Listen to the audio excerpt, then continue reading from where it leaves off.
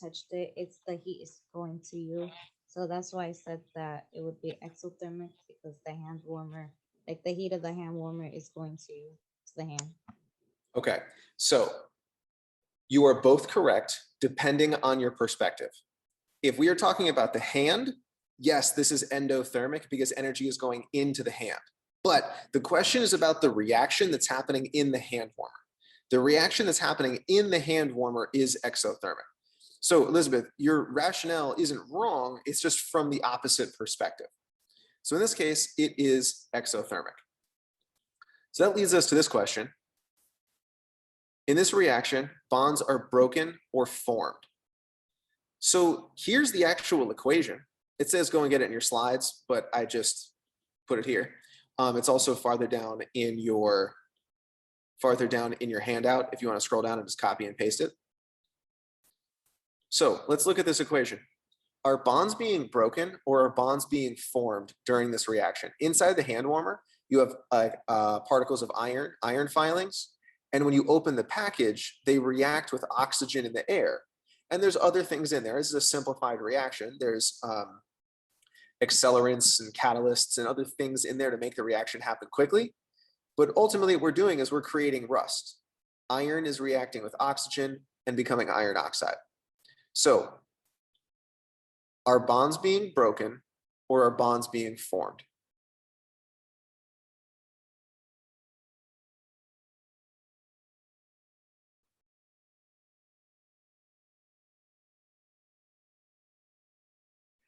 Bonds are being formed. Bonds are being formed. We have two things becoming one thing. So bonds are being formed here. Bonds formed. Okay. Yeah, never mind. I could make it more complicated, but I'm not going to. This is similar to a synthesis reaction, which we talked about a couple weeks ago. Iron atoms, ions, oxygen ions bond together to form iron oxide, and with this releases energy. It is exothermic. Okay, so that's our IA. Exploration of an exothermic reaction. So let's now turn to this experiment. Okay, what I'm going to do is I am going to put potassium nitrate into water. When potassium nitrate reacts with water, it looks like this. Again, simplified down, so we're just focusing on the potassium nitrate. What's happening here? Do we think that this reaction is going to be endo or exothermic? Write down your prediction right here as I get set up.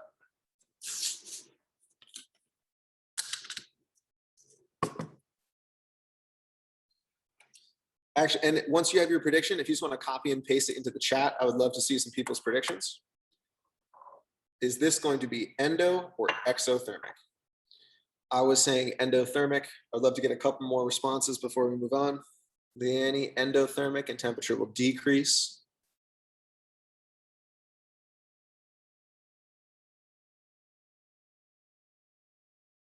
Josiah, endothermic, temperature would increase. Okay. So we have a variety of predictions here. Okay, well, I would like to see a few more predictions from any of the other 10 people in here, but I'll take what I can get. Thank you guys. So let's find out, okay? I'm gonna do a little experiment here.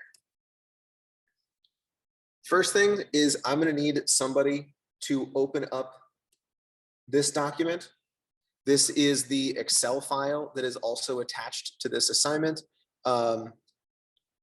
It looks like this. If one person, or all of you, because you're all going to need the data, but I want to make sure that at least one person is paying attention and recording values that I shout out while we do this experiment, okay?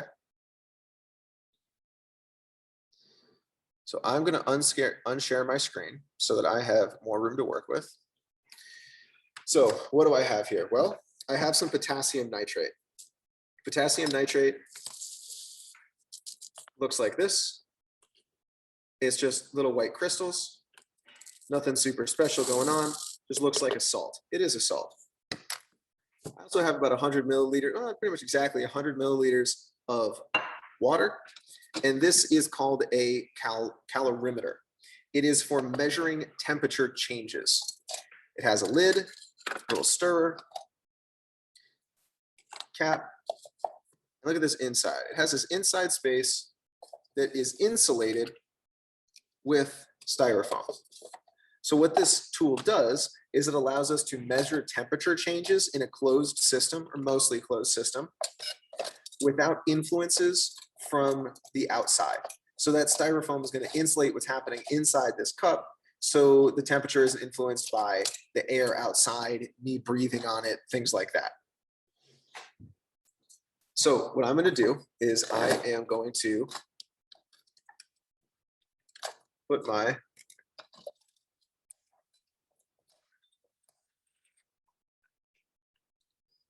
slide this over here so you can see it. Okay. I'm going to put my water in my calorimeter.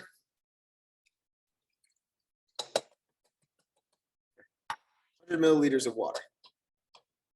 And now I'm going to take a baseline reading.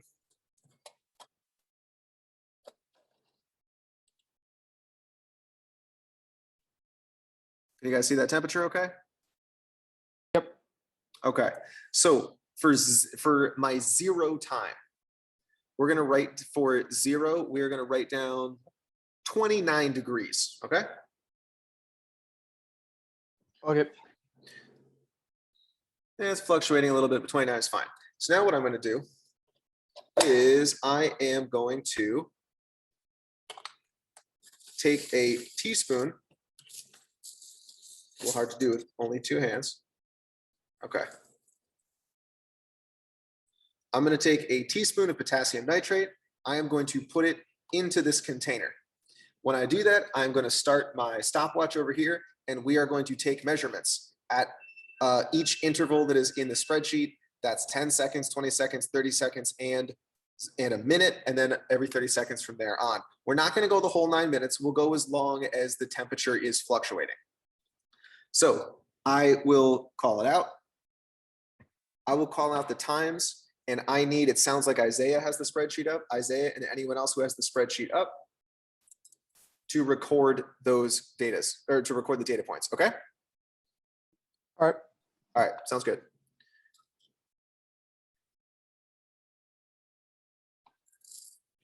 Oh, a little bit of a spill, not the end of the world. Start. Okay.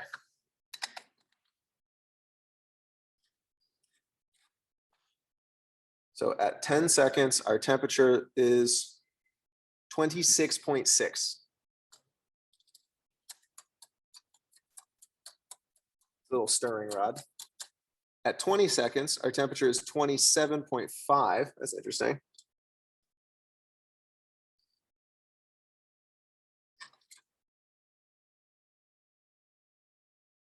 Thirty seconds, 25.9.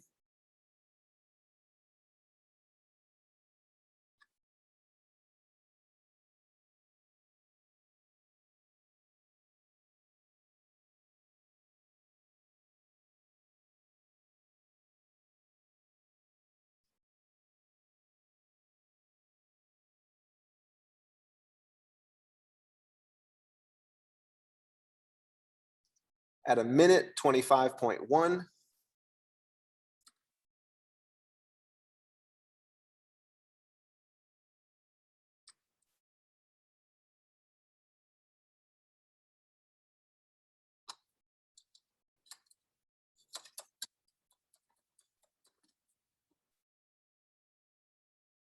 Interesting, when I stir it, the temperature goes up a little bit. Interesting thing to think about, why might that happen? 26 degrees at a minute 30. I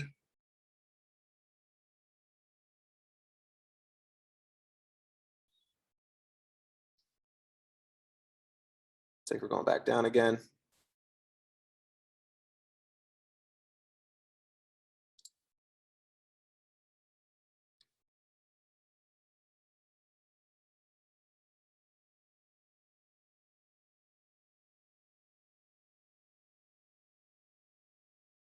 .25 at 2 minutes. So let's go another full minute, see if this temperature stabilizes or if it dips a little bit again. So we're gonna go a 2.5 minute reading and then a 3 minute reading, and we'll call it a day.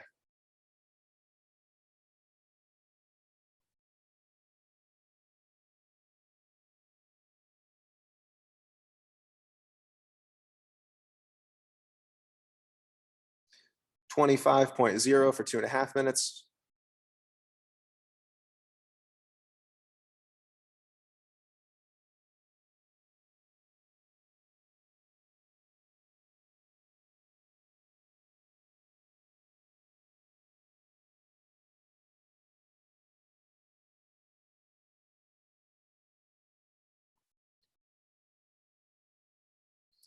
And our final reading at 3 minutes is going to be 25.0 again. So let's see if I can make something happen here. Swirling a little bit. No. Yeah, okay, so by swirling a little bit, I can make it drop another 1/2 degree, but it goes back up. That's fine. So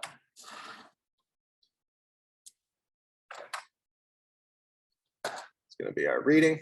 So Isaiah, I'm going to share my screen. Okay.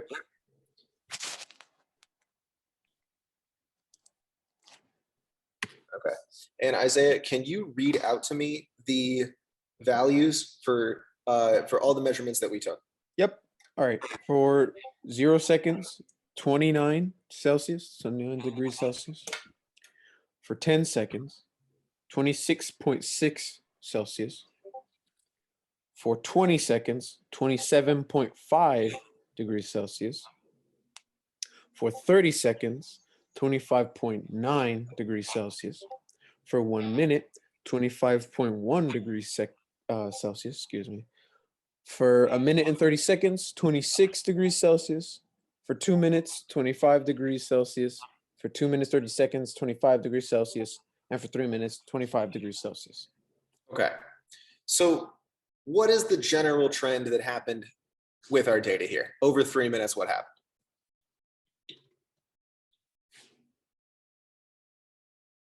It remained the same temperature of 25. For the entire 3 minutes? Oh no, after like a minute and a half, but Right. it was generally decreasing. Okay. So generally decreasing. That's the trend that I'm looking for. So we started at 29 degrees. We ended at 25 degrees. So what made the temperature drop?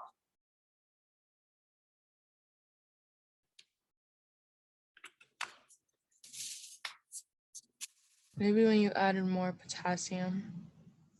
The potassium nitrate is what made the temperature drop. It didn't do it on its own. So real quick, I'm just going to give you some pointers here. So this is a small graph. Okay. It's not taking up a lot of space. You can double click on the axis, and then you can set minimum and maximum values. So let's say my minimum value, I'm going to make 20. Okay. So that will stretch out the axis a little bit more.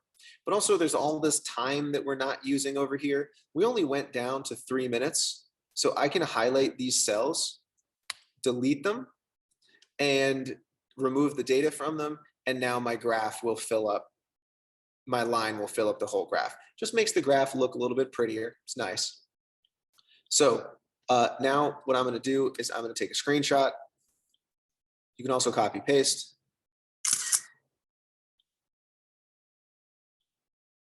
And I'm going to put this graph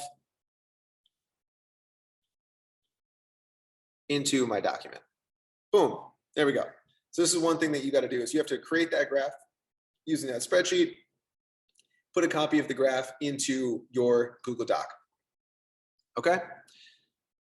So this reaction was endothermic and the temperature decreased.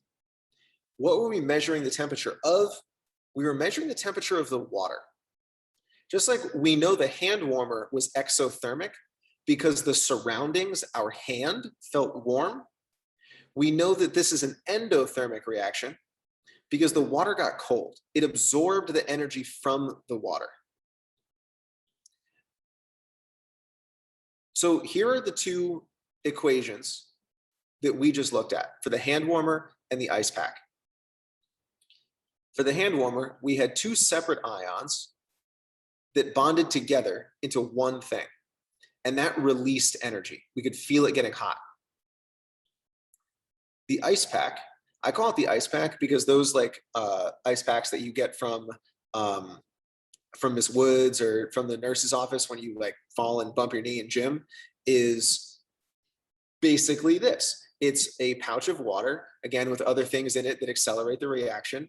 And you crack the pouch in the middle and it mixes a salt with the water. And sometimes it's ammonium nitrate or different mixtures, but it basically does what we just did. You mix salt with water and it causes the temperature to drop. So when you put that pack on your knee, there's no ice in it, but there is a chemical reaction that's absorbing energy and that pulls the energy out of your knee, helps lower the swelling, and do the same thing that ice would do. So for the definitions of exothermic and endothermic reactions, we can get them from the slides. Exothermic reactions are reactions that release energy through light or heat. So here's a bomb going off. Here's SpongeBob's stove on fire. Here are our hand warmers. These are all exothermic reactions because we can see light or we can feel heat. We can see things coming from them. General formula is we have reactants and we end up with products and excess heat.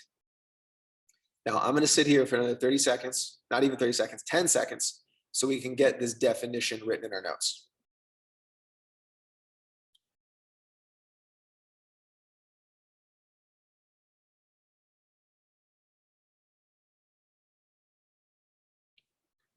One person could at least give me a thumbs up when their definition is written so I can move on. That would be great.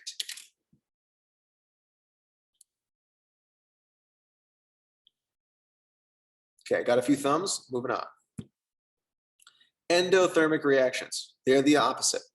Endothermic reactions absorb energy from their surroundings. So we need heat as a reactant. We have to put heat in to make these things happen.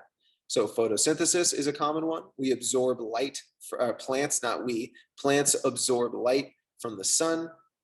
That is in the form of energy, and it turns that into oxygen and food, carbohydrates. When you cook eggs, this one's a little wonky because yes, there is an exothermic reaction happening, the gas on your stove burning, but the eggs are actually absorbing that energy. So anytime you cook something, that's an endothermic process because the energy is being absorbed by the food in order to create a chemical change to make that food edible. When you bake bread, when you make cookies, when you cook eggs, it is an endothermic process because it is absorbing energy to make those chemical changes happen. So what do you owe me? These last two questions, that is about bonds breaking or bonds forming and tying that to endothermic and exothermic reactions, and then a short exit ticket right here. So I need you to have a graph for me. I need you to answer these two questions, and I need you to do this exit ticket. You have 15 minutes of class time to work on those things. You have the equations for both of our thought experiment and our actual experiment. So you can see what is being broken apart and bonds breaking for the ice pack, bonds forming for the hand warmer. And you have our IA talk through, our IA walkthrough as well. So we are making the connection between bonds forming, bonds breaking, and endo and exothermic reactions, and how do we observe those? So I'm going to unshare my screen. I'm going to stop recording.